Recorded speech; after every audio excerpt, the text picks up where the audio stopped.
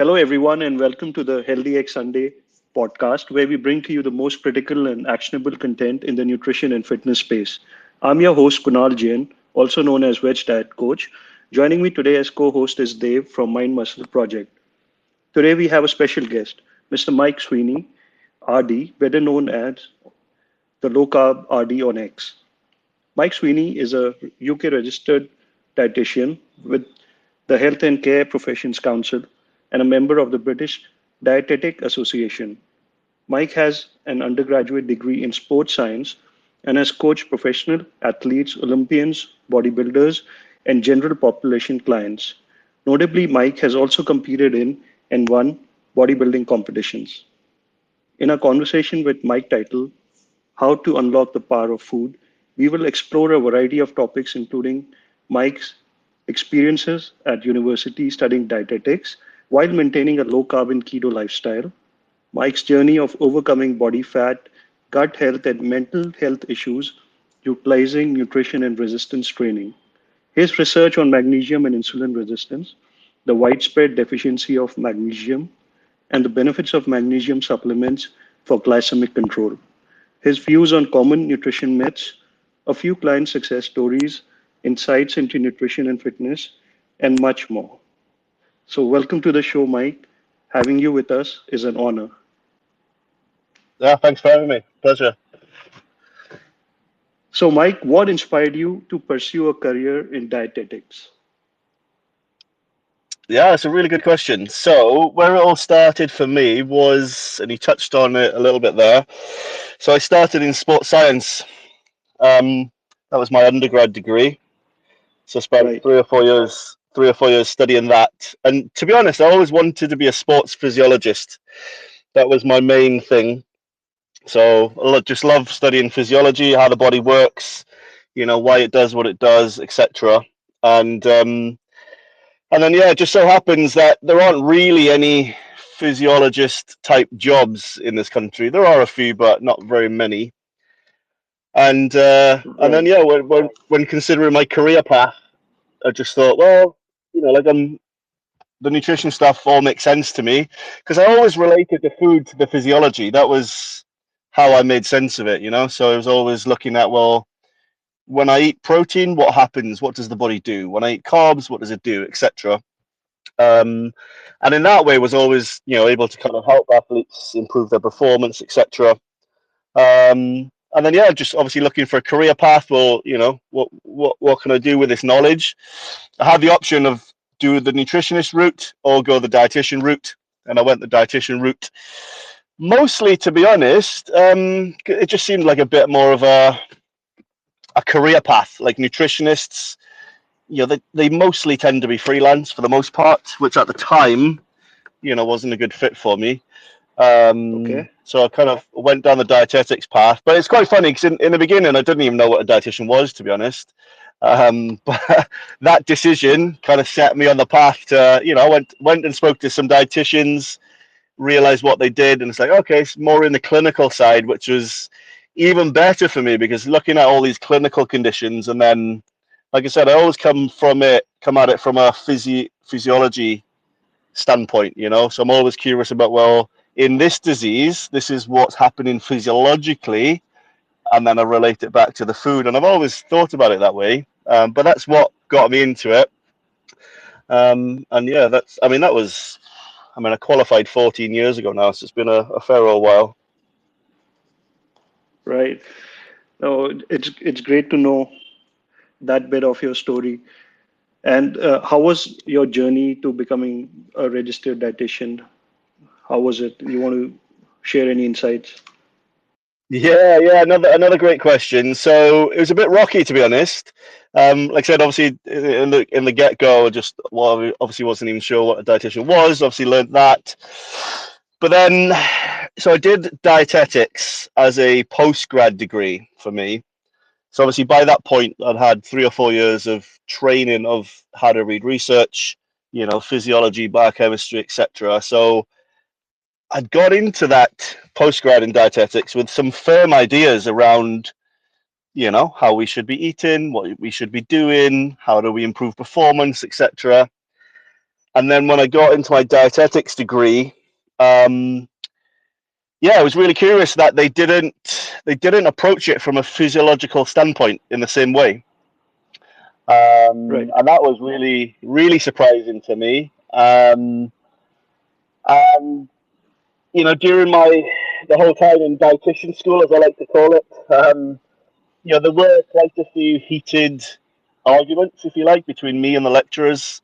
Just because they had some ideas that you know I just felt at the time were either not evidence based or outdated, etc. Not Don't get me wrong, not all the lecturers were that way, but I would say on average most of them were. And me being me, I'm quite an outspoken person. I'm not shy. If I feel like I've got a point, I'll make it. If I'm not even sure what I'm talking about, I'll either say I don't know, or I'll be the person to ask the questions.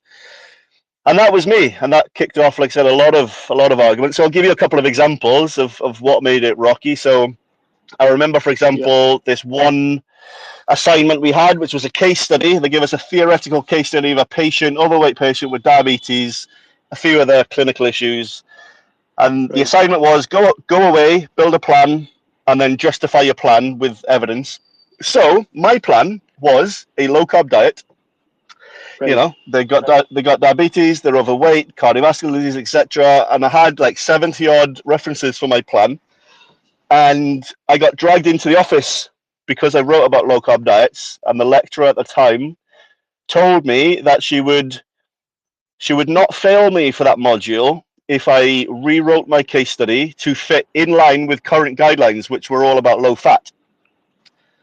Um, and it was really interesting to me because obviously this is what she was telling me, and I remember saying to her, very calmly, of course, I said to her, well, I appreciate your viewpoint that what I'm saying is not evidence based. However, I have 70 some odd scientific references for what I am suggesting here. Have you read any of them? And her response was, I don't need to. At which point, for me, I knew at that time it was a losing battle. So I just said to her, I was like, look, like, I'm not comfortable with rewriting this. I have evidence for what I'm saying. I've not done anything wrong here. And we left it at that. I failed that module. Thankfully, I'd scored high enough in all the other modules that I passed my degree anyway. Wow. um, That's and quite yeah, an interesting story. yeah. I mean, and again, that's just one of a few, really. And again, that's not to say all the lecturers were that way, but there were some just stuck in the sort of old-fashioned dogmatic way of thinking. Another interesting story on that same point was I remember I had a lecture with obviously one of the lecturers at the time, and they were talking about how if you did a low carb diet, so you ate more dietary fat, that your cholesterol levels would go up, your cardiovascular Right. disease would go up, and all of this stuff. And at that time, again, I come from a sports science background, so I'd already read about ketogenic diets and all this kind of stuff. So I knew that, of course, for some people that adopt a high fat diet, the cholesterol sometimes does go up. But I know that's the minority, or knew that at the time. And so I put Right. my hand up with this lecturer and I said, look, like, I don't think what you're saying is true all of the time. Like, it's not a blanket thing. If you eat more fat, your cholesterol goes up and basically you'll have a heart attack and die. I just don't think that's true across the board. And she was adamant Right. that it was true.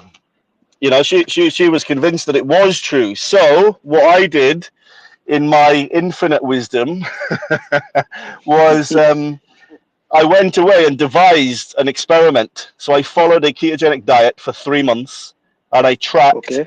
all. I tracked everything before and after. So I went in the bod pod, did my body fat, I did my HbA1c, I did all my cardiovascular disease lipids, inflammatory markers, everything. So I did that at the start, ketogenic diet for 3 months. I did all the measurements again at the end. And in fact, everything actually got better. I lost body fat. My blood sugars came down, and they weren't even high to begin with, to be honest. My cholesterol and everything stayed normal. My inflammatory markers went down.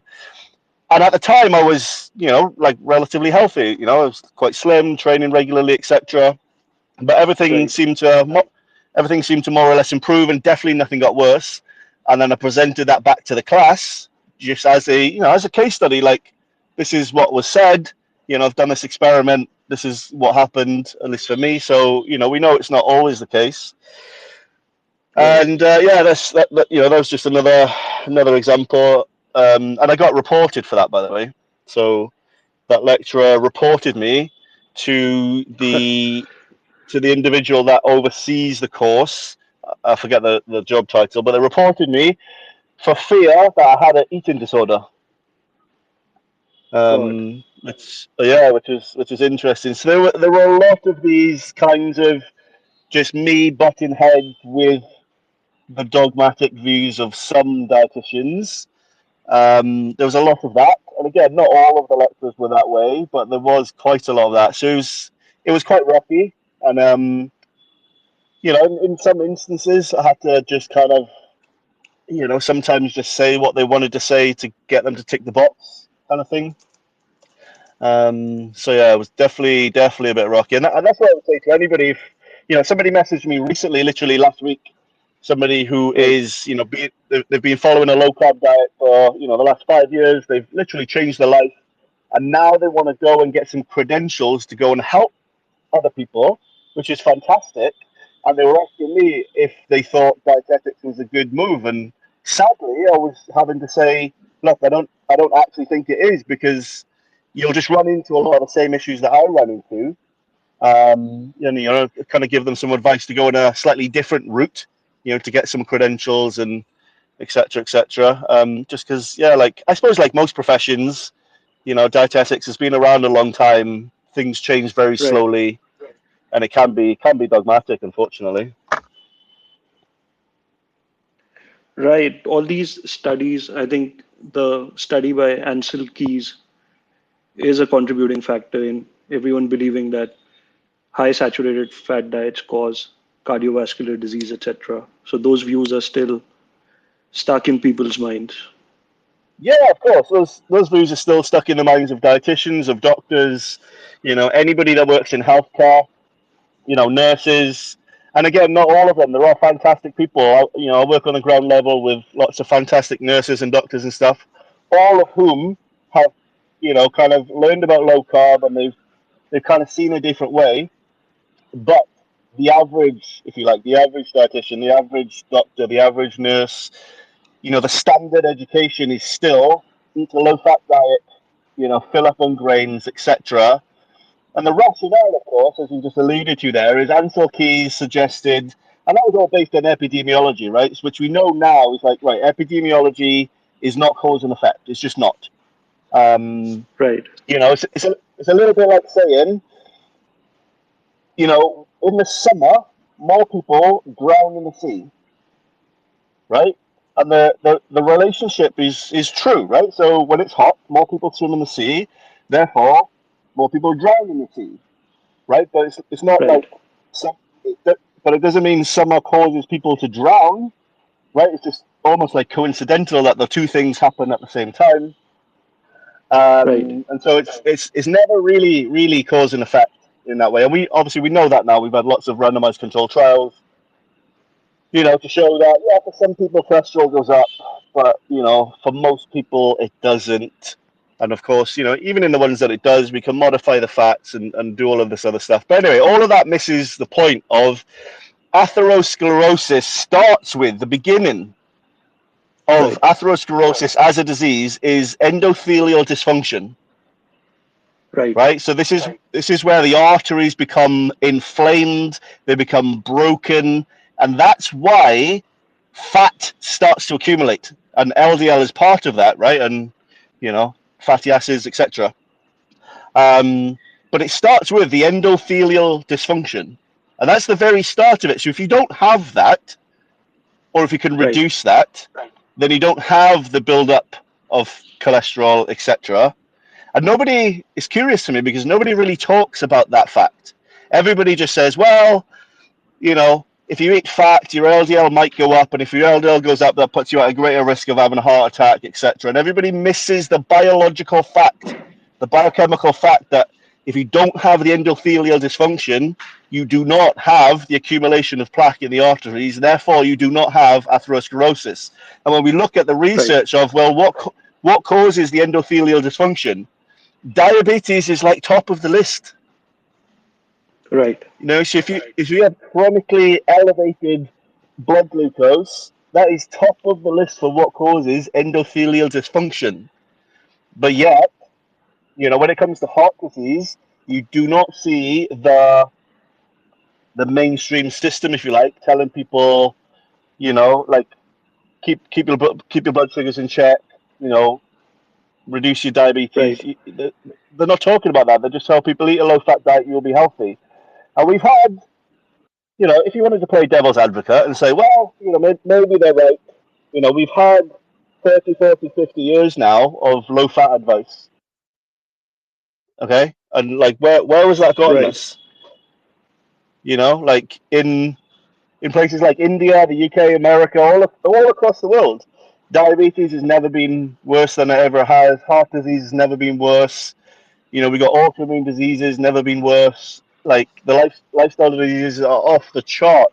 Everything is worse. So we've had, and this is where I get confused about why mainstream doesn't change, because we've had 40 or 50 years of doing, the low fat thing. It's not working. Right. And there's lots of reasons why it doesn't work, but like it's just not working. So if you do something that isn't working, and you can see the evidence that it's not working in day-to-day life, like why would you not change? Right. That's a deep rabbit hole. I'm not sure we want to go down, but yeah, that's what it is. Right, Mike. I mean, that kind of puts us in a good position now to talk about the precursor to diabetes. In most cases, it is insulin resistance, and it is a silent Hmm. epidemic impacting so many people across the world. And people still kind of ignore this particular thing. And you have done research in the link between insulin resistance and magnesium deficiency. Do you want to throw Mm. some light about this topic? Yeah, definitely. So I mean, at the moment we've got like the main sort of story, if you like, around diabetes is obviously for most people it's type 2, which is a lifestyle acquired disease, as you've touched on there. And Right. obviously the main story is that we can acquire type 2 diabetes if we become overweight enough, which is Right. true. And part of the reason why that happens is because, if your pancreas gets really fatty, it struggles to secrete insulin, etc. Same with the muscles, blah blah blah blah. All the insulin resistance, that's the mainstream narrative, which is completely true and valid, and you can completely revert if you've got type 2 and you are significantly overweight. If all you did was Right. lose a ton of weight, then your diabetes gets better, right? So that is true. But as you've touched on, I looked at last year, did some deep research around magnesium and its role in diabetes, and it turns out that if the pancreas becomes deficient in magnesium, Okay. even without obesity, but if the pancreas becomes deficient in magnesium at the cell level, it starts to hypersecrete insulin. So this is then the beginning of what people might have heard of called hyperinsulinemia. Um, Right. and all this means is when you eat some rice, your body creates way too much insulin, like way more insulin than it ever needs. And when that happens in an acute setting, like if that happens once or twice or now and again, it's probably physiologically not going to be an issue. But if it happens all of the time, every day in a chronic kind of way, then that's where it starts to become an issue because over time the GLUT receptors in the muscles will stop responding to the actions of insulin, etc. And this is then the cascade. Then is you have hyperinsulinemia feeds into insulin resistance, where the cells just aren't Right. responding to insulin as they once were. And this is why then you get the accumulation of sugars in the blood, right? And over time the blood sugars go up and up and up. And that's really how, as you know, diabetes is diagnosed. HbA1c is just looking at, you know, the blood sugars that have accumulated in the red blood cells, really, and that's why it happens. But it all starts Right. with the deficiency of magnesium. And the crazy thing about that, though, is that, like, there are no symptoms. You don't feel like you're deficient in magnesium. Okay. Um, and this research is, you know, there's literally over 30 randomized controlled trials now showing if you take overweight individuals that either have diabetes or don't, if you supplement them with magnesium, their glycemic control improves. Great. So that's regardless of if people have diabetes or not. It significantly improves, like in a clinically significant way. And part of the reason why all of this has happened, though, is because the food supply has become, you know, our reliance on ultra processed foods has gone up. The soil has become very depleted. So the food Right. supply now is way more deficient in magnesium than it ever was, like way more deficient. And so in all of the academic papers that I've read, again, this is not my opinion. What they're saying is, I think James D. Nicolantonio published a paper on this, basically showing that approximately 50% of the population in the US are deficient in magnesium for the reasons I've just said. Right. And, and I think it's fair to assume that for the rest of the world, like definitely in the UK, but you know, in like in India as well, as the rest of the world becomes more westernized in the way that it's living, right? Like we all work more, sleep less, eat more processed foods. You know, it's fair to assume that we're all, of course, becoming more and more and more magnesium deficient. And I believe, you know, like I said, this, at least to me, this research is incredibly robust. For the Right. reason, though, that for like you know, you read research, you'll know what I'm about to say, which is usually if you read research on, say, I don't know, this supplement or that food thing or that diet thing or whatever, if you do 10 studies, you know, maybe 5 of them agree, and then the other 5, the results are all different, right? It's all over the place. So Yeah. it's kind of hard. It's hard sometimes to draw some firm conclusions. But with magnesium, all of the studies show the same thing, which is the food supply is deficient, people are deficient. When people become deficient, the risk of diabetes goes up. Once diabetes is established, if you supplement those people with magnesium, their diabetes clinically it gets better, like in a significant way. And Right. all of the research is showing exactly the same thing, which is very unusual. And that's what, you know, obviously gives me the confidence really to say, like, you know, this is definitely a massive problem. Um, so much so, you know, I wrote a clinical article on this last year, got that published, and was immediately approached by 2 different universities to do a PhD in this area. Um, Right. you know, you know, like professors from those PhDs read my article and immediately realized, okay, this is a massive issue, and nobody's really pushing it. Really, like there's a, you know, ton of research that's happened over the last 10 years, but it doesn't really get talked about. Not in the clinical world. People don't really talk about it much online. Like when I wrote a massive thread on X or on Twitter last year about this topic. And prior to that, I haven't really seen much chat about it. And it's just, I'm not sure why that is. Um, but like I keep telling everybody, you know, it's not a complete solution to diabetes, of course, but Right. you know, we need more tools, right? We need more ways to help people, and you know, this is one thing that we're definitely overlooking, and it's easy. It's an easy solution, right? So magnesium is cheap all over the world. I imagine it's cheap to buy in India as well. You can let me know on that one, but definitely here in the UK and in the US, etc., it's cheap. There are no side effects of taking magnesium. You know, it's not like a drug or anything. Right. So it just seems to be like a really easy way that we can help people. You know, tell them to supplement magnesium, or in some cases prescribe it. You know, zinc is another one. You know, I just come across a systematic review literally yesterday showing that people living with uncontrolled diabetes are deficient in zinc, and if you supplement them with zinc, everything gets significantly better. And again, Right. like you think about why that is, and of course, like zinc and magnesium have a role to play in the metabolism of glucose. But you have to ask yourself, well, why are people becoming deficient in magnesium, or why are people becoming deficient in zinc? Well, it's because of our increasing reliance on ultra processed foods, which are deficient in these micronutrients. So, for example, with magnesium, I know because I've read the research on that, the more that you process a food, the more you lose the magnesium.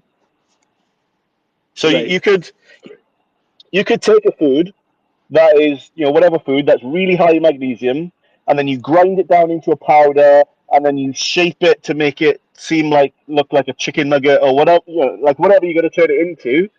But by that point, because of all the processing, you've lost 80% of the magnesium just in the refining process, the processing of the food. And this is why ultra processed food, or this is part of why ultra processed food is not really a good shout for most of us. And I'm not sure what the stats are where you guys live, but I know in the UK, 60% of the calories that people eat are from ultra processed foods. It's worse in America. It's very similar in lots of westernized countries. Right. And I think this is why we see this trend of, oh, people with diabetes are deficient in magnesium, they're deficient in zinc, they're deficient in this, they're deficient in that, so we can supplement them. And it's like the bigger problem is like the food supply is becoming increasingly deficient, which of course has all these knock on effects. But yeah, for everybody listening, if you have diabetes, or even if you're overweight and you don't supplement with magnesium, I would 100% recommend it. There are other benefits, like it will help you relax more, you probably sleep better, etc., etc. And like I said, there's no downsides to it really. And I have, there's Right. it's not like I'm selling magnesium supplements. I don't. You can buy them anywhere cheap, and it seems to lead to all sorts of improvements really. That's right. There's monocrop farming, which is depleting the soil, and there are ultra processed foods which are stripped of all micronutrients. So this is a major problem in causing all these metabolic syndrome, all these lifestyle diseases, etc.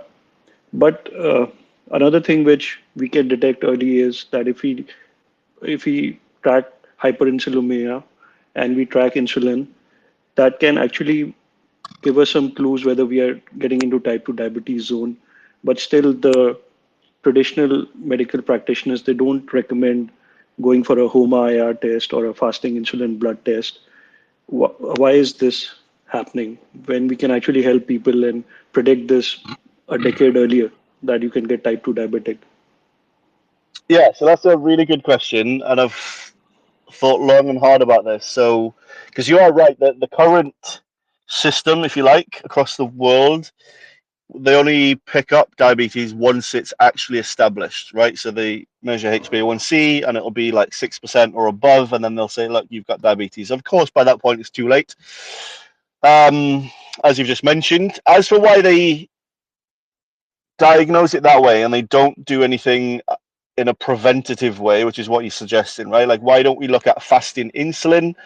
Because you can pick it up years ahead. And this is part of my PhD thesis around magnesium is magnesium deficiency will start like 5 years, 10 years prior to the onset of diabetes. So if we can pick up the magnesium deficiency ahead of time, we can prevent the onset of diabetes.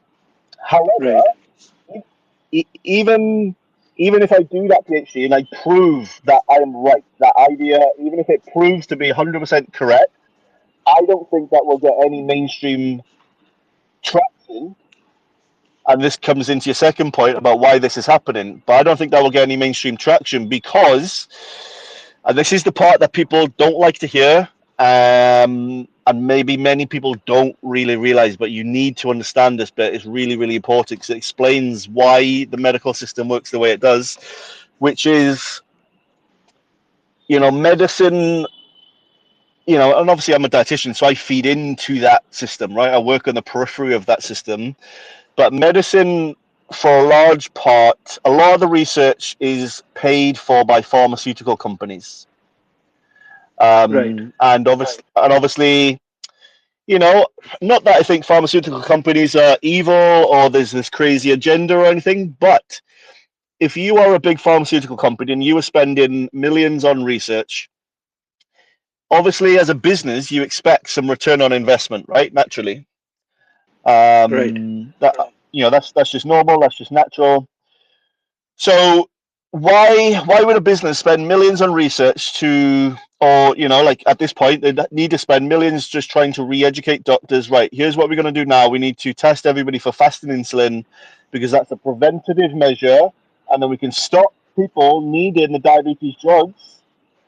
Like what? Do you know what I mean? Like the company that sells the diabetes drugs, why would they do that? It doesn't make financial sense for them to do that at all. Yep. And that's sadly that we live in a capitalistic world, and that is unfortunately the way the entire system works. Is that if somebody's spending money over here, they expect an ROI somewhere down the road, and I suspect that's why, despite all of the research, I suspect that's why there still are no preventative measures. Really, we still using HbA1c, which is obviously only diagnostic after the fact.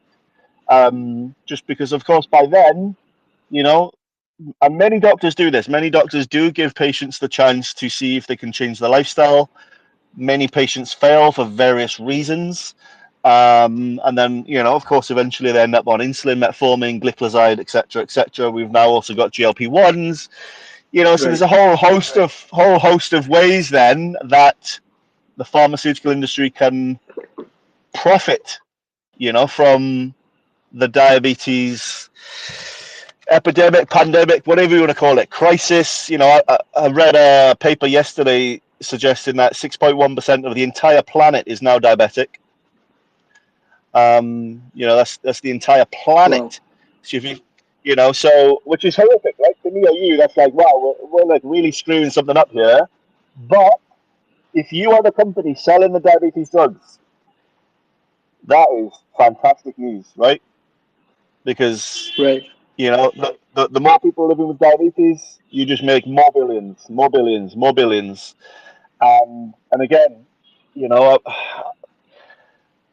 I'm not sure that they're doing it on purpose or that it's this massive evil plan, but I can see why it's not really in their financial interest to do anything to counteract what's happening. It's a really unfortunate situation, and yeah, it sounds all a bit conspiratorial, I suppose, but that's the reality of it. Like literally just yesterday, I was reading about how the tobacco industry did exactly the same thing. Back in the 70s or whatever it was, when research started coming Mm-hmm. out showing actually tobacco causes cancer. Then what the tobacco industry did was they set up their own independent research groups, but their intention was to muddy the waters, as it were, to create a bunch of ideas so everybody's really confused and nobody's really too sure what's going on. Um, Right. and this is all documented, by the way. This is not my opinion. This is all documented fact, right? And their entire intention was to create deniable plausibility, right? So they could just be like, well, Yes. we can't. The whole strategy was to be able to say, look, scientifically, we can't say it's definitely the tobacco. It might be genetics. It might be pollution. It might be all of these other things. And that's how they got away with what they got away with for so long. Um, That's yeah, right. yeah. So that's how they got away with what they got for so long. And even to this day, tobacco is still being sold. To this day, it's, don't get me wrong, it's more restricted now than it ever was, and less people smoke now. But it's still being sold, so it's still available, despite the fact that they got caught, like basically committing scientific fraud. They got caught. They got busted. This is all documented fact. So they got caught. The research that wasn't fraudulent is all conclusive. Smoking directly leads to cancer, etc. COPD, etc. Right. But it's still available to buy. and that's what the tobacco industry did. There's another example where the plastics industry did exactly the same thing. I don't know if you remember the whole fiasco with bisphenol A, so BPA. So at the moment, at least in Right. the UK and in the US, etc., BPA is banned. But the same thing happened. So BPA is like a plastic that's used to make like water bottles, right? So you buy water from the shop, that plastic bottle, you know, Right. it's usually got BPA in there. You buy anything that's wrapped in plastic, all of that was made with BPA. And so the food industry has been using that plastic for a long time. And then, I can't remember the date, let's say 10 years ago, theoretically, um, some research started to come out to show, well, actually, BPA acts like estrogen in the body. And if you have too much estrogen, then that can lead to, increased cancer, or that can lead to all these negative health effects. Well, what the plastics industry did was exactly what the tobacco industry did. They set up their own scientific study group. They set out to do all of these scientific studies to study everything else, and they did Right. exactly the same thing. Exactly the same thing. And they set out to create confusion so that in the end, nobody could say it's definitely the BPA. The consensus was we're really not too sure. And again, this is all documented fact. Like I've just been reading about it in the last few days. Like it's all established and documented, and the same thing happened, but with the BPA industry, the plastics industry. There was an academic researcher, I forget his name, and he did a deep dive into all of the research, and he found that the research done by the plastics industry, they were the those were the only studies that didn't find any negative effects, and the independent studies, all of them agreed BPA is definitely bad. And then he managed to, go to government, etc., and they banned BPA in the end. Um, but it's just interesting to see how the different industries are all using the same tactics, and we see this in real time now with, with the diabetes industry, with at the moment the ultra processed food industry. More and more people are talking about. Dave, are you able to hear Mike? Yeah, I can hear you. Can you hear me still?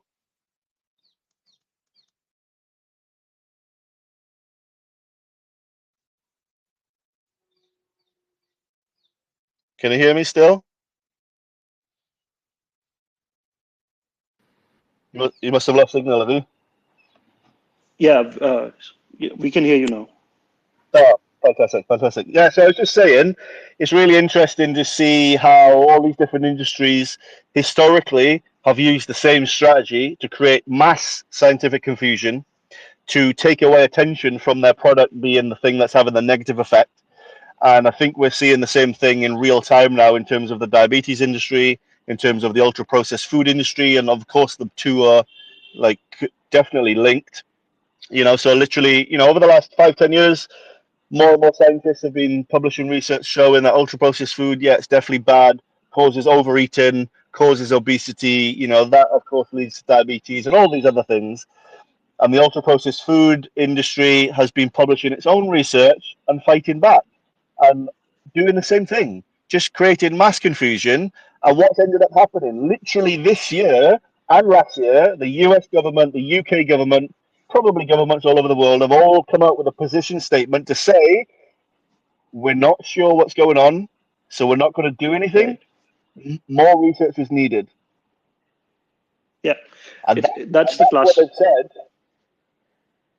And like I said, it's just fascinating that like that's exactly what the tobacco industry did, and we're still seeing it play out in real time. And and that's why, to answer your question, like why is it that the medical industry doesn't do a fasting insulin every year and pick up diabetes before it even happens? Well, because there's no money in it. There's just no money to be made in it, and that sounds horrible and sad, and it is, but that's the world we live in, unfortunately. Yeah, it's kind of the same story happening in the sugar industry, in the grains industry, in the pharma industry, big food. Everyone just wants to make profit out of people, and they don't want to actually give them any sort of health, any leverage to get healthy. And the tobacco industry has entered into the food industry. Now, all the food which they are producing is it's all seed oils. It is all ultra processed food, and it's that's what is causing obesity and metabolic syndrome across the world. And everyone knows it, but everyone wants to profit. That's a problem with the governments. They get a lot of duty, they get a lot of taxes from sale of tobacco, alcohol, etc. So no one really Yeah, bothers to. Uh, absolutely, absolutely. You're 100% correct. And this is why, though, to give people a glimmer of hope, I suppose, this is why I think it's never been more important to take responsibility for your own health, to take control of your own lifestyle. Don't don't assume just because a food is on sale for consumption, don't assume that it's safe, because food companies do not have to prove that a food is safe for consumption before they sell it. They don't have to. We saw this with, and again, I know that sounds like a conspiracy type thing, but we saw this with margarine. Back in whatever it was, whenever they, in the 60s when they introduced margarine and everybody thought it was great. Oh, because you don't have to eat butter, your cholesterol will come down. Oh, it's so amazing. 20 years later, we find out it was full of trans fats and it was killing people. Like it's crazy. So don't rely on the food industry. Don't rely on the medical industry. You have to educate yourself. Be responsible, take action. And I think if you do that, you can definitely improve, or you can definitely avoid most of these issues, because look, the clue is in the name, right? So most of the issues that we're talking about are lifestyle diseases. Most of the issues that plague society more and more, most of it is lifestyle diseases: diabetes, heart disease, cancer, etc. These are lifestyle diseases. And don't get me wrong, a small percentage have a genetic predisposition to it. That's a small percentage, though. For most of us, it's a lifestyle acquired issue. So the clue is in the name, right? If you're starting to develop issues, your lifestyle is at fault, fix it.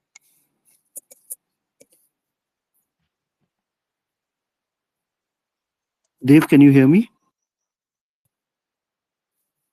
Yeah, I'm still on. You? Yeah, I can hear you. Yes, yes, I can hear you. Fantastic. Okay, okay.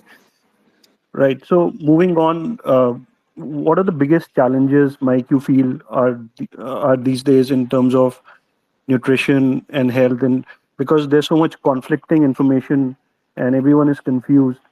So for a layman who doesn't know how to read scientific papers or research, what guidelines can they follow? Because following the mainstream guidelines or the food pyramid, it's all about eating more grains, more sugar, more fructose, and that kind of leads to a lot of metabolic health problems. So how can people be guided? Do they need to do their own research? How can they actually, Hmm. get on top of all this misinformation? Yeah, that's a really good question, and I'm sure if you ask 10 different people their opinion on this, everybody will have a different opinion. Of course, you guys know what you're doing. You guys will have an opinion on this as well. My thoughts on this is, a big barrier for a lot of people is cost. Like especially recently, the price of food has gone up a lot. So cost comes into it for a lot of people. However, I would encourage people to reframe how they think about food. Like, just because there's no point eating cheap food if you go on to develop a bunch of issues, right? Like, there's just no point. And I like to tell my patients that you're going to pay the cost either way. So you either pay for good food and stay healthy, so you've paid a cost, right? A monetary cost. Or you can pay for the cheap food, but you're going to pay the cost with your health later down the line. So there is a cost either way. And I would encourage people to think about that and to decide, which cost is more worthwhile for them. So that's definitely a big one. And then to your point of, like, how do people decide, without having to read research papers and all of that kind of stuff. Um, I think it depends on, if we pick an example, because look, context matters, right? So context is absolutely everything. So for example, I suppose most people are overweight these days, and that can lead to the onset of diabetes, etc. And so we know, for example, that from lots of metabolic ward studies, which is just studies where they put people in a hospital, they do not let them leave, and they control everything. They control their food intake, how much they sleep, their activity, etc. We know that regardless of diet, if people eat more food in terms of more volume of food, that they just generally, not always, but generally tend to gain weight. And if people eat Right. less food, they tend to lose weight, etc. Right? So that can be practically useful, because what that tells us, okay, like most of the popular diets you've heard of will work for you if it leads you to consistently eat less food. Right? Now, I know some people listening to this, especially people that follow me, will be like, yeah, but protein's not the same as carbs, etc. And that's not what I'm saying. There are obviously differences. If you eat more protein, you're going to maintain a leaner physique, right? And all sorts of other biochemical differences. But generally speaking, you can pick a popular diet, and if it gets you to consistently eat less, you will weigh less, and you will offset, like if you've already got diabetes, literally just losing 20% or 15% of your body weight will significantly improve your diabetes. We know that. And so that can be really practically simple for people. Like if they're really confused, do I do carnivore, low carb, keto, vegan? Do I do vegetarian? What do I do? I'm really confused, because everybody says their diet is the best.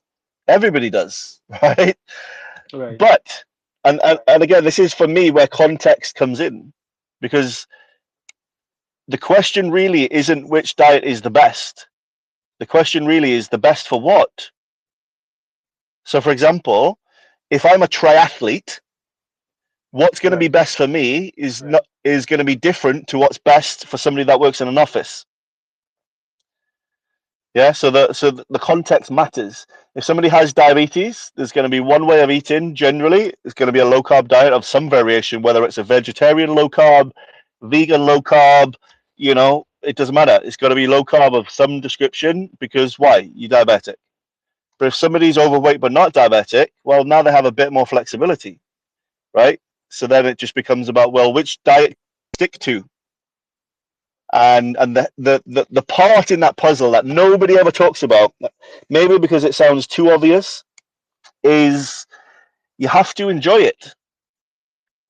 And again, like Right. now that I've said that out loud, everybody will be nodding their head going, yes, of course, I know, I know, I know. But what does everybody do across the world? They go to the doctor or whoever. The doctor says you have to lose weight. They go home, they go on the internet, or they go on their phone, and they think, right, I'm going to sign up to a high intensity interval training class. I'm going to do a liquid diet. I'm going to lose a ton of weight really fast, right? Like most Right. people will do that because they want quick results. They don't stop to think for a minute. They're not going to enjoy that plan. It's going to make them feel crap. They're going to be tired. They're not going to enjoy the food. So in 6 weeks down the line, then they quit the plan, and then they act really surprised. And this is the point where then people say, oh, but the plan didn't work for me. And that's not technically true. What's more true is that you didn't pick a plan that you enjoy, because if you enjoyed it, you wouldn't have stopped. And I've definitely noticed this in my own life, definitely, in the last 4 years. The more I optimize my daily routine for things that I enjoy, the easier it Right. is to stick to it. I don't need, people ask me in the gym all the time, how are you so disciplined in the gym? Because I'm in the gym every day, right? Right. Like, and even the guys that I train with in the gym ask me, like, you're really disciplined. How do you do that? And my response is always the same. I just love it. Like I just Exactly. really enjoy lifting weights. So I do more of it. Why do I eat the diet that I eat? I've always loved meat. I love meat. So I eat, more or less a carnivore style diet the majority of the time. Sometimes I veer off into more of a low carb diet where I'm including some carbs, but not too much. But why? I enjoy that way of eating. So I look forward to my next meal. I do not want to miss my next meal. It never occurs to me to have a cheat day or any of that crazy stuff, because I enjoy it for the most part. And when you enjoy it, you'll just keep doing it, because why wouldn't you do it, right? And the analogy I give, or the example I give to people, is most people don't need to use willpower or discipline to go out for a drink with their friends. Or if their friends say, "Hey, do you want to watch this movie on Saturday night?" Or Right. do you want to meet up and have a chat? Meet up and have a chat. You don't have to psych yourself up, right? You don't need energy drinks. You don't need willpower, discipline. You don't need to listen to a motivational chat on YouTube to do that. Why? Yeah. Because you enjoy it. You want to do it. And if you apply that to your fitness, then honestly, if you do, it sounds so obvious and basic, but everybody overlooks it. But if you do that, it's like unlocking a secret code.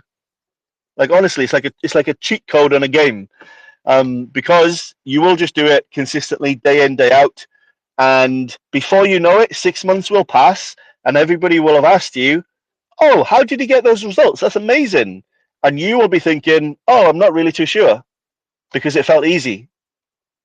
And that really is, I think, the key to significant lifestyle change and maintaining that lifestyle change, which is fundamentally what needs to happen, really. So that enjoyment piece is massive. So for most people, just pick something you can stick to that's going to reasonably get you to your goal. And don't get me wrong, it can be confusing with clinical conditions and stuff. Get some advice if you're not sure, but pick something that has a reasonable chance of getting you to your goal. Overlay that with, am I going to enjoy this? Yes or no? If you're not,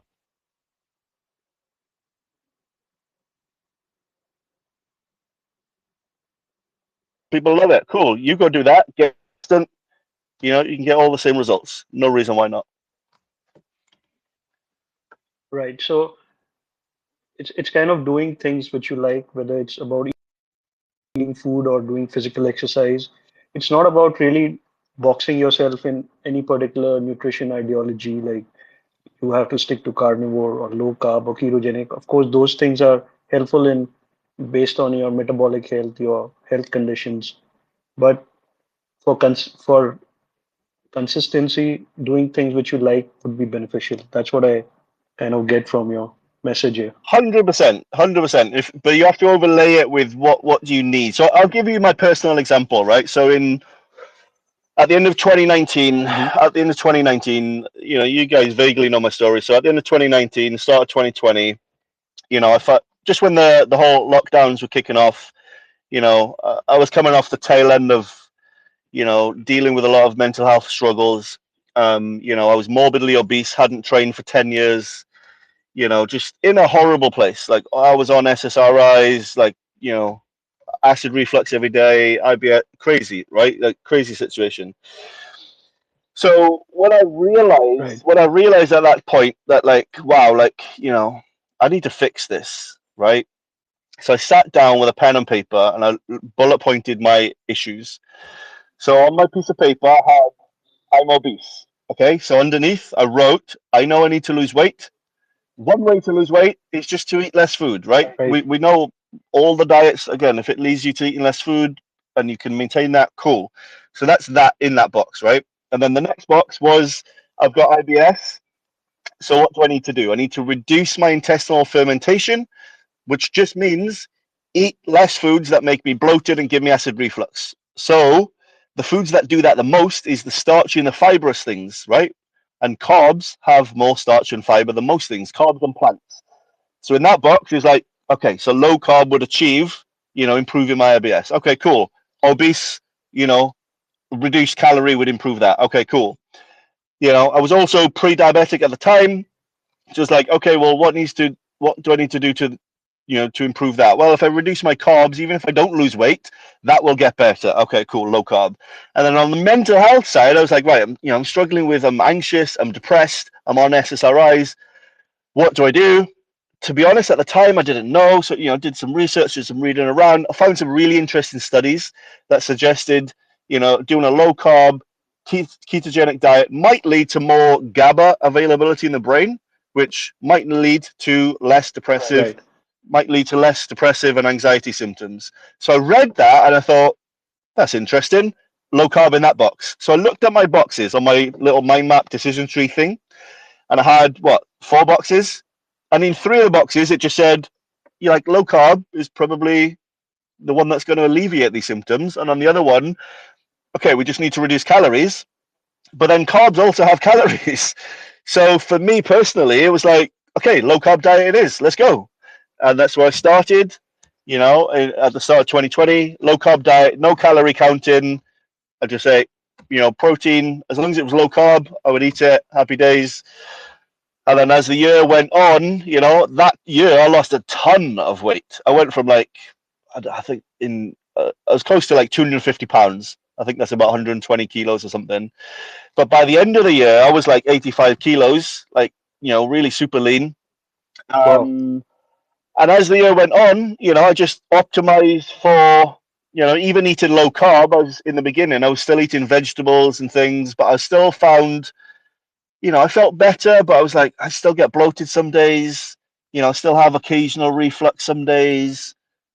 So that's just what led me then to think, well, if I take the plants out completely, let's see what happens. And I just kind of ended up then, eating in this kind of carnivore way, just eating mostly meat and fat. And that's what led me down the path that I'm currently on. But that's a good example, though, of like trying to find, well, what do I enjoy? What can I do every day? And like I said, part of that plan was my exercise plan was like lift weights because I really enjoyed it back in my 20s. So I thought, let's just see if I enjoy it again. And thankfully I do. But that's a good example of what can I enjoy and what has a reasonable expectation of improving my clinical issues. Now, for many people listening, they might not have as many issues as me, and that's perfectly fine because then you have less things to think about. But hopefully that's a really good example of, like I said, focusing on what you enjoy, focusing on what gives you a reasonable expectation of improving. And then because you enjoy it, you will just stick to it. And here I am, 4 years down the line, everybody wants to know, how did you do that? And the real secret is, I could talk to you all day about the benefits of keto, low carb, why carnivore is amazing, et cetera, et cetera. But the real key is I enjoy it. And that's why I keep doing it. And that's why I keep getting better.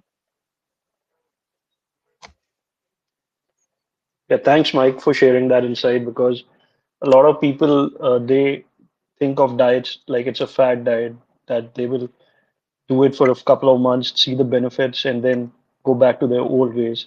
And Mm. then they lose weight, they gain it all back, and it's a cycle which is a waste of time basically. But Yeah, doing something you love, I think that should be the key to improving your health.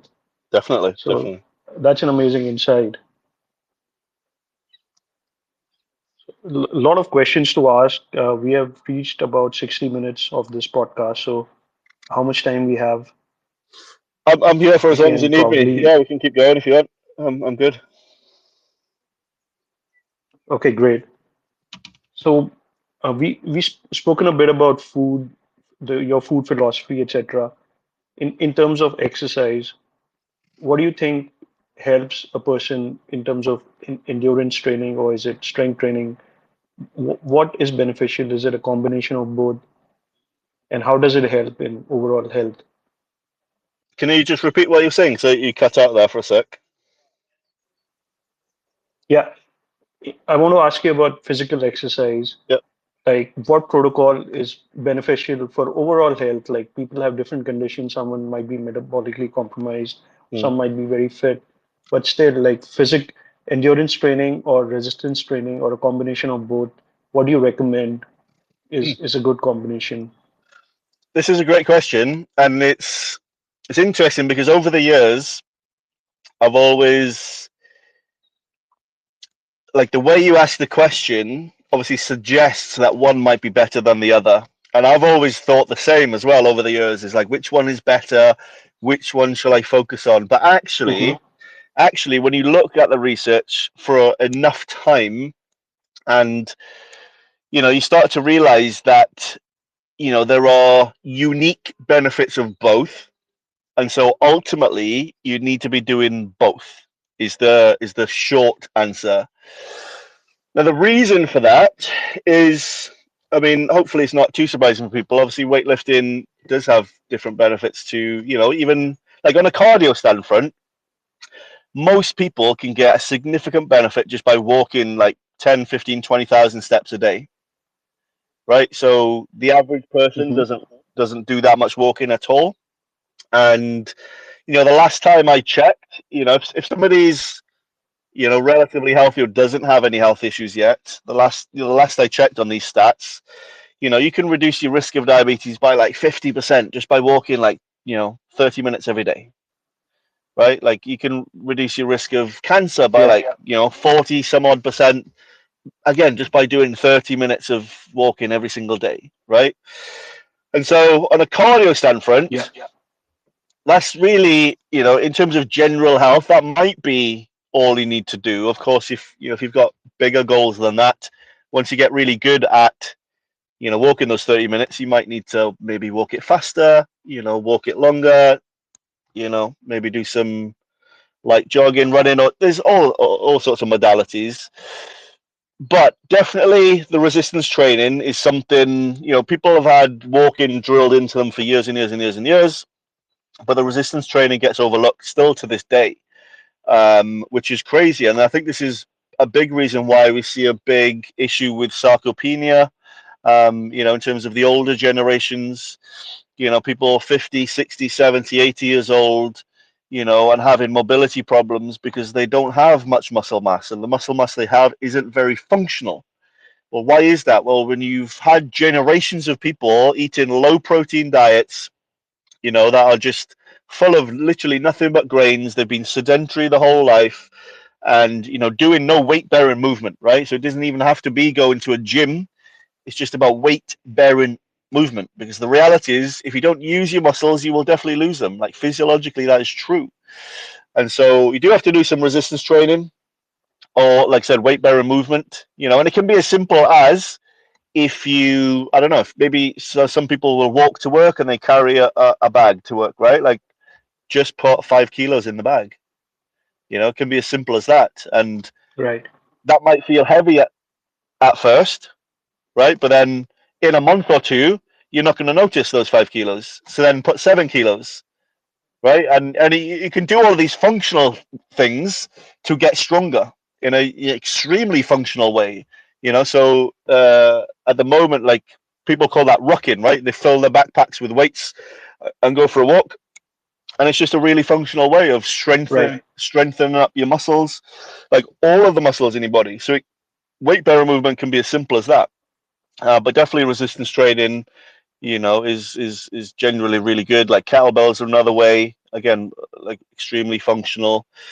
And especially in diabetes, we see in all of the research, and again, the mainstream industry tells people, like go for a walk if you want to lose weight. But for people with diabetes, if they lift weights, lifting weights actually reduces their blood sugars more than anything, like literally more than any other form of exercise, right? So we should be telling more people to like Right. lift weights more. And again, it doesn't have to be go to a gym.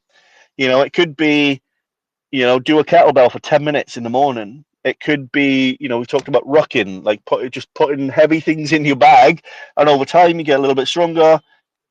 Put a little bit more, get a little bit stronger, and it can be as simple as that. And that reduces blood sugars more than any other form of exercise, including walking. Now, if you do the two together, so I've got a private diabetes coaching program, and the people in that program are Mm-hmm. doing incredibly, incredibly well. Most of them are well on their way to achieving remission. And this is what we do. So we get them doing some form of resistance training. Literally, once a week is enough for the average person that does Wow. not lift weights. Once a week, 20, 30 minutes, that is enough for them to get all of the benefits that they need in terms of improving their diabetes, losing weight, etc. The only other thing we do is get them walking 20 or 30 minutes every single day. And for some people though, so this is key with all of this, right? Is if you're not walking at the minute, let's say you go to work in a car or in a taxi, sit in an office, and I do that. So I'm not judging people. I drive to work. I have an office job. I drive home, and it's a challenge, right? It's a challenge. Mm-hmm. But so you don't go from being completely sedentary to doing 30 minutes of walking every day, lifting weights once or twice a week. You don't make that big leap.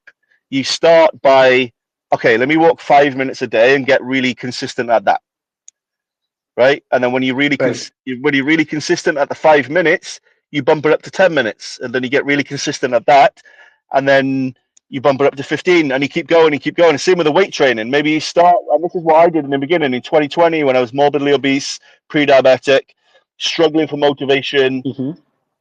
How I started was I'm going to walk on the treadmill because I had access to a gym, even though the world was closed. But I'm going to walk on the treadmill for 10 minutes. And then once a week, I'm going to lift weights for like 20 minutes, and then I'm done. But I started there, Okay.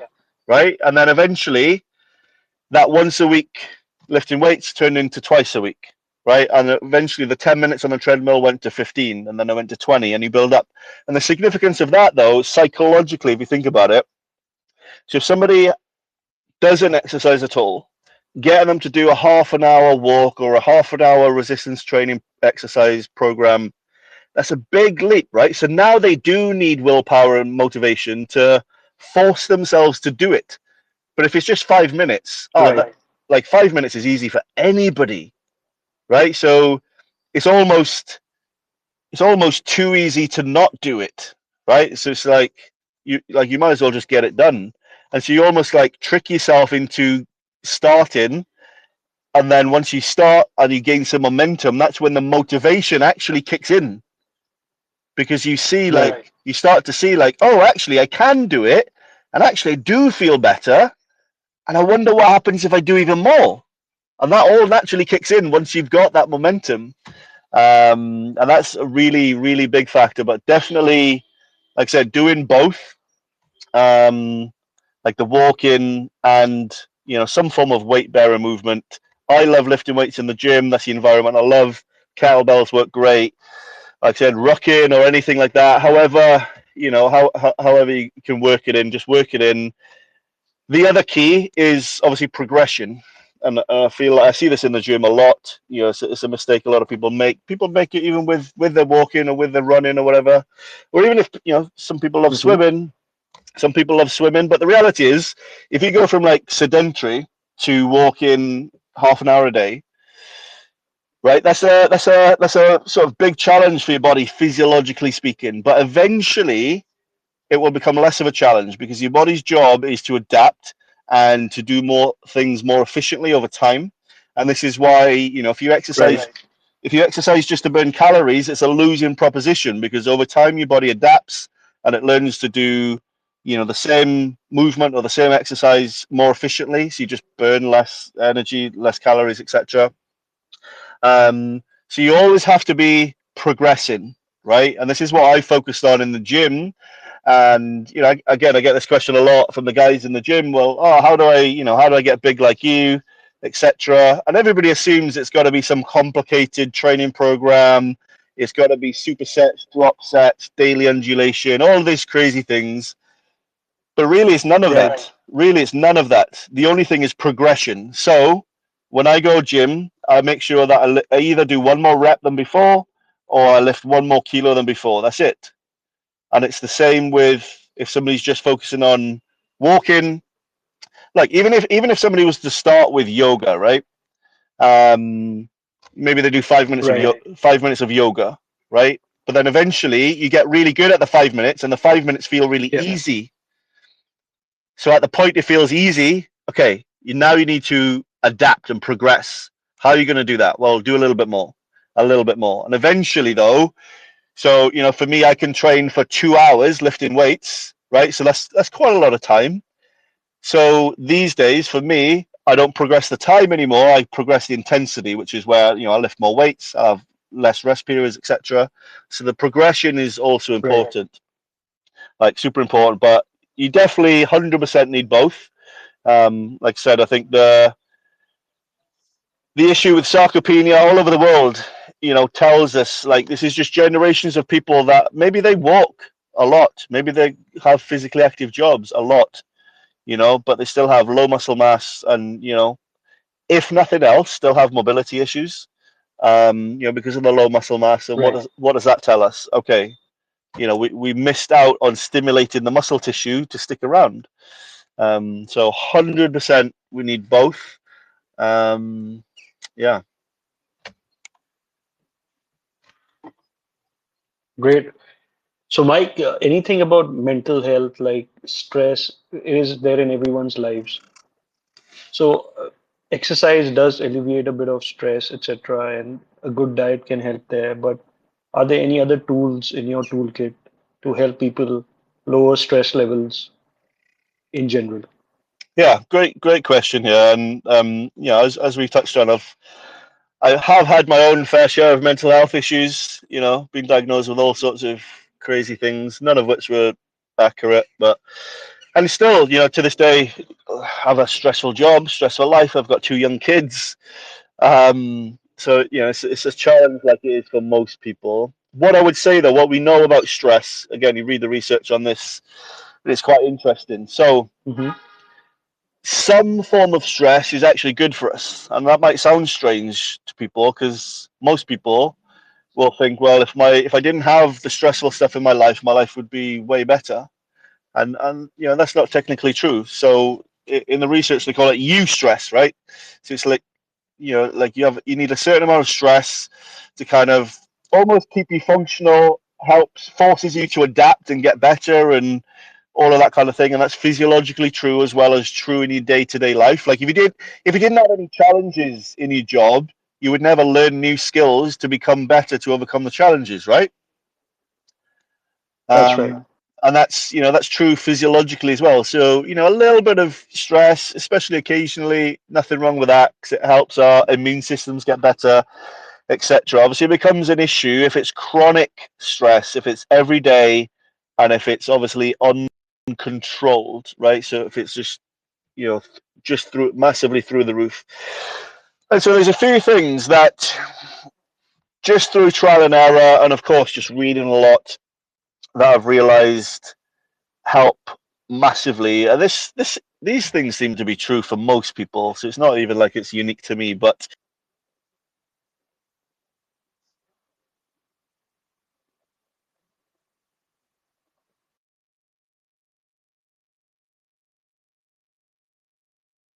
right, so it's not about any gods or anything like that. It's just all about practical ways that you can deal with the challenges of modern life, which is crazy to think Right. about because the ancient Greeks, they wrote this stuff like 3,000 years ago, right? And I don't know if you have read these books, but if you read the books of like Marcus Aurelius, Epictetus, Seneca, these guys wrote about how stressful their lives were, right? And they Right. and they actually said that their lives were stressful and difficult to deal with. Now, imagine that though, like they didn't have the internet, they didn't have X, they didn't have Instagram, Twitter, they didn't have, 40-hour work weeks. Like they didn't have the stuff that we have now, but life was still stressful. And I think there's an important lesson there, definitely. But they do talk about a lot of different ways to deal with that stress. So I think reading Stoicism is helpful for everybody.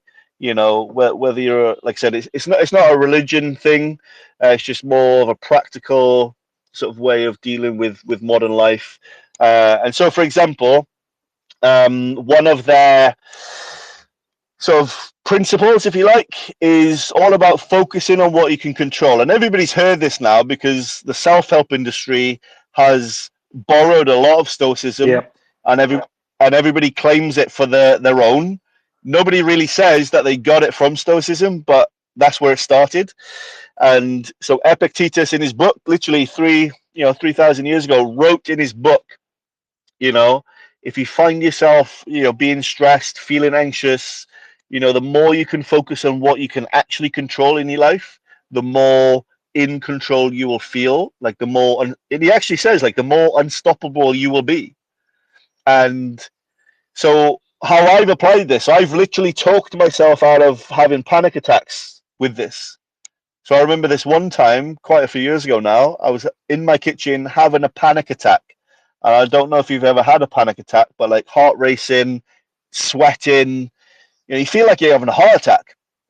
And I Yeah. grabbed a piece of paper. grabbed a piece of paper and a pen, put a line down the middle, and at the top I wrote control, and on the other side I wrote can't control. And then I just wrote down everything that was going through my head, and all the things I could control, I put them on one side. All the things I can't control that I was thinking about, put them on the other side. And by the time I'd done that exercise, I literally talked myself out of a panic attack just by doing that. Now that tells me that my subconscious brain was probably, I don't know, doing some mental gymnastics and freaking out about something that was completely not in my control at all. And obviously my monkey brain wasn't able to see that it wasn't in my control. By using a bit of logic and doing that exercise, I was able to reduce, not have a panic attack anymore. But that works on a day-to-day level as well. So imagine if you did that exercise every day. So if you feel stressed every day, you're stressed that your boss is giving you shit, you're stressed about the traffic, and I get stressed at the traffic sometimes as well, and I have to remind myself, like, I don't control what everybody else is doing. Like, there's nothing to do with me. All I can control is me in my car, how I'm responding. And at the moment, if I'm getting stressed, I'm responding like a monkey would, right? Like, that's exactly what they would do. And the more you, even if that's all people do, the more you remind yourself of that, the less stressed you will feel, the less frustrated you will feel, the less agitated you will feel, 100%. And you start to realize actually just how much of your day-to-day life is not in your control at all. Like, at all. And this even applies to, like, your job, for example. So, in my job, it's a high responsibility job, very stressful, fast-paced, chaotic at the best of times. But I've drilled it down into, like, okay, I've got 3 or 4 things that are 100% within my control every day.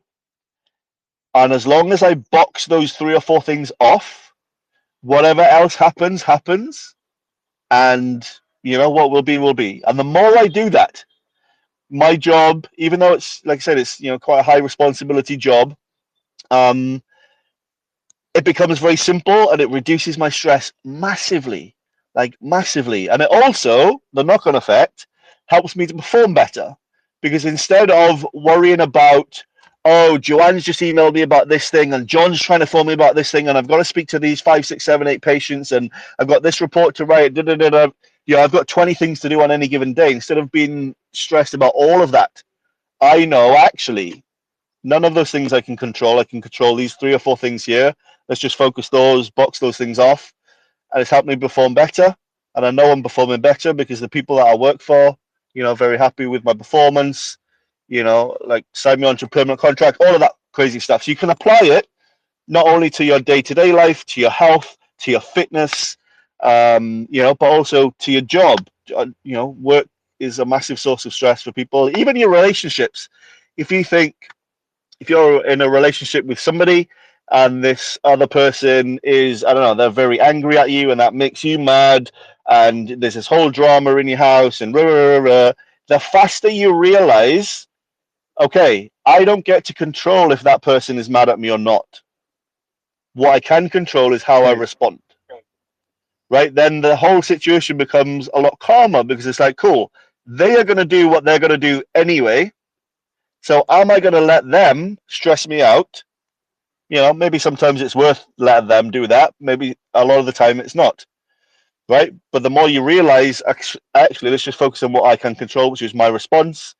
Then it becomes, like I said, a lot of a calmer situation, easier to deal with, because there's less things to think about. And as long as you've done your bit, and this is what I focus on every day, as long as I've done what I can control well, even if I don't get the result I want, I've done my bit. That's all I can do. Right? Like, I can't control the questions you're going to ask me, right? But what I can do is control how I'm responding to your questions. So as long as I answer your questions in a way that I'm happy with, cool, I've done my bit, and that's what will be after that. Hopefully that makes sense. So that's a massive one. The other thing is meditation is huge. People can right. Definitely sort of meditate. I let people go off and research how to do that. Lots of apps and stuff around, but that's massive in terms of increasing your capacity to deal with stress when it happens. So it's almost like a preventative. And that one has been massively beneficial for me. It helps you be less reactive, etc., etc. Helps you stay calmer when, the shit does hit the fan, so to speak. So that's a huge one. But I mean, exercise in and of itself is a great way to reduce stress.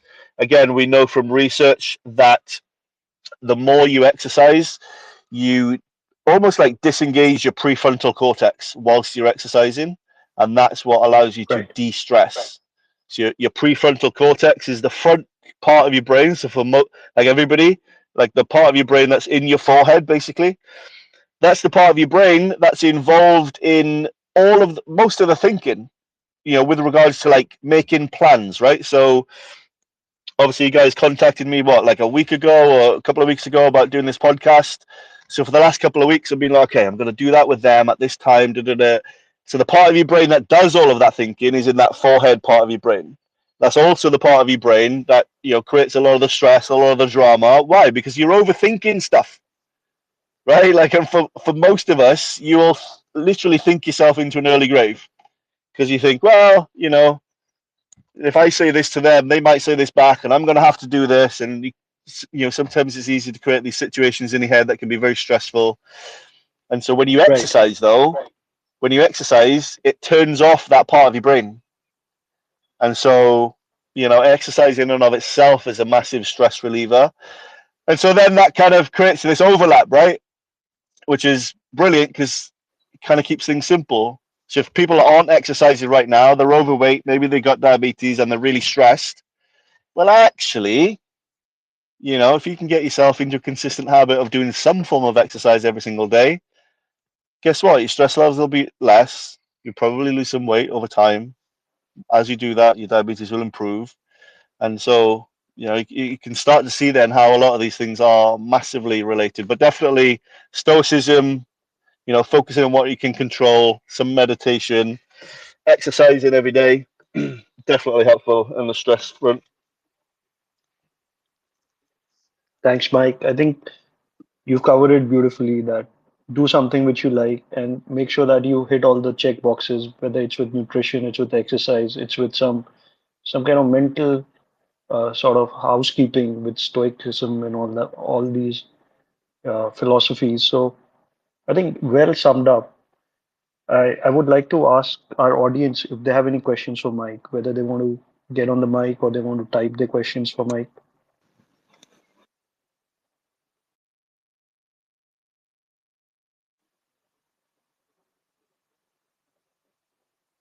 If anyone wants the mic, please go ahead or type your question. So I'll just come in. Hi, Mike. So I'll just come in. I have a question. Uh, it's not a question. I just want this clarification for our audience that you spoke a lot about magnesium. So here in India, at least, uh, we don't have we only have the serum test. And when you do the serum test, everybody has a high level of magnesium or a proper level of magnesium, but the reality is only shown when you do the RBC test. So what do you suggest for people in India? Do we just assume that we have a magnesium deficiency? For people in India, do you assume you have a magnesium deficiency? I think personally that it is a safe assumption, just because, like I said, the food supply, as the food supply around the world becomes more modernized and more processed, then the food becomes more deficient in magnesium. We know that. So I think it's a safe assumption to assume that at least half of the population may be low in magnesium at least. So the other thing that leads me to say that confidently is that supplementing with magnesium has literally no downsides. So if people take magnesium glycinate, which is the safest form of magnesium, and I say that because magnesium citrate has a laxative effect. So if somebody's struggling with constipation, that might be very beneficial. But if that's not an issue for you, taking a lot of magnesium citrate will have you on the toilet quite a lot, which isn't fun for people. But magnesium glycinate doesn't have that issue. It's also very cheap. And so there are really no downsides. Having a red blood cell magnesium test is quite expensive and of course prohibitive for most people. Um, and so those two things combined, though, I think is a safe assumption. Just to assume that, like, especially if your diet's very heavily processed, if people are eating, I don't know, like tinned foods, frozen foods, just obviously not fresh things. Even if they are eating fresh things, I don't really see how most people can get enough magnesium, just because, again, the soil is becoming more depleted over time, the increased use of pesticides and all of these things means we're absorbing less and less magnesium. So I think it's a safe assumption, and there's no downsides to supplementation. And even then, with supplementation, all of the research shows us that you only need to supplement for about 4 months to get your cellular levels of magnesium up to a point that is optimal for health. Especially for like glycemic control in diabetes. So somebody could, and this is kind of how I think about it. So for 4 months a year, since reading this research, I supplement magnesium and do quite a high dose, and then I'm not too stressed about it the rest of the year. I might take a low dose if I can get a good price. I'll take a low dose for like 2 or 3 months, and then I might not take it for a bit, but I'll make sure that at least for 4 months a year at least, I'm repleting my cells with the magnesium that it needs. Now that might not be the most optimal way to approach it, but I think it kind of makes sense, and it makes it really practical, right? So just really practical to do, and yeah, I think that makes sense across the board. Personally, is how cheap is magnesium in India? Is it available as a supplement? What's the situation? I think it's about less than $10 for a 2 month supply. Mhm. If you counting food, I think RDA is around 440. somewhere in the, yeah, 440.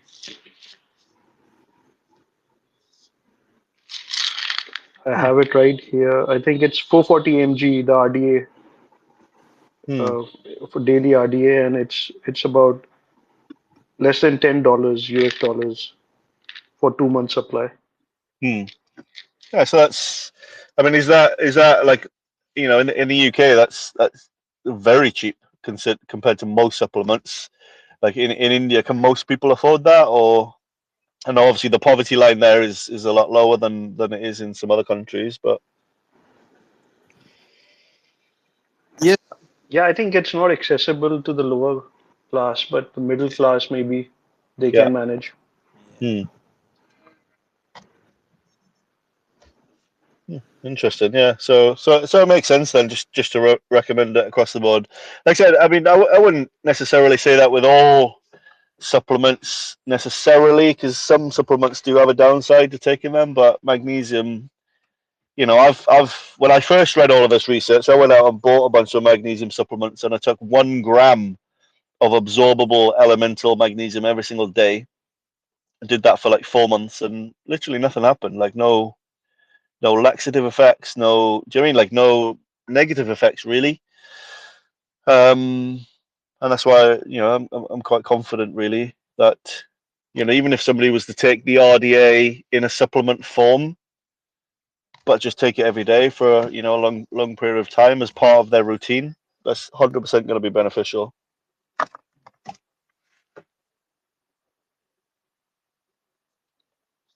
Right. Uh, we had a guest earlier on this podcast who also recommends magnesium. I think it's they were taking magnesium biglycinate, Mr. Anil Kumar from Japan. We had on this podcast, so he Int- recommended magnesium biglycinate and magnesium thioronate Yeah. for He was taking. because it's easy in the night for the it crosses the brain axis.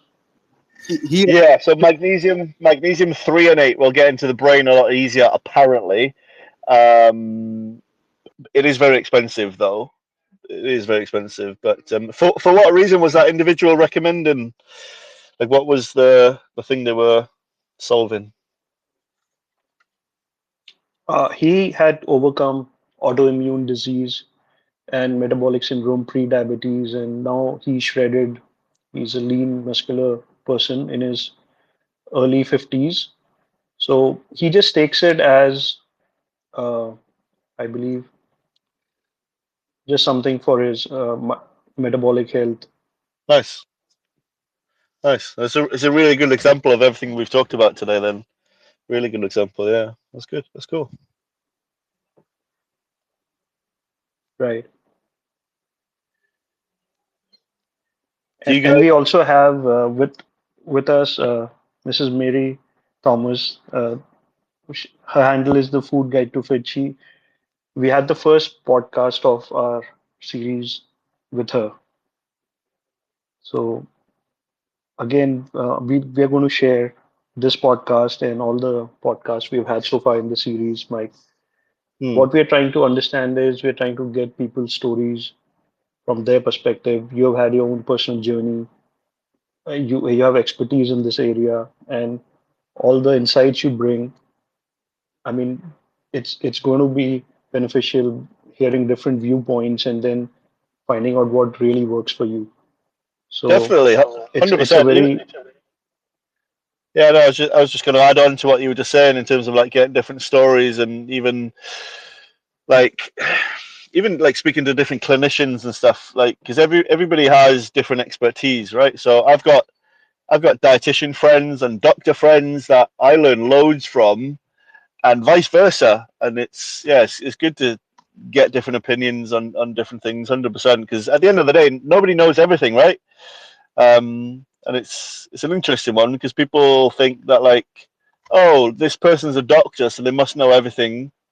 But that's the reality is Mhm. no, nobody can possibly. If you think of all the research that's ever published, nobody can ever read all of it, and everybody based on their personal experiences, everybody has their own interests. Like I've got my own interests based on the problems I've tried to solve, and that person you just mentioned there that solved their autoimmune issues and etc.